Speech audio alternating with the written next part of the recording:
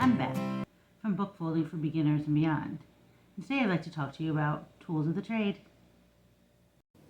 The nice thing about book folding is that it involves very few tools.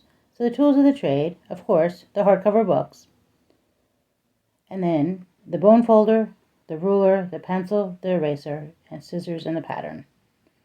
So in my book you'll find 12 patterns. As you can see, they're in columns and easy to read. The next item you'll need is a bone folder. You can find them on Amazon. They make it very easy to fold. Of course, you'll need a metric ruler. All measurements are always in centimeters. Now these scissors are easy to open and perfect for repetitive moving. An eraser, and of course glasses to be able to see everything. For more information, you can find it in my book, Book Folding for Beginners and Beyond. Happy folding!